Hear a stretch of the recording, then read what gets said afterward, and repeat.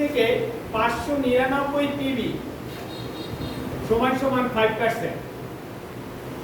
600 থেকে 2399 8%। 2400 থেকে 5499 12%।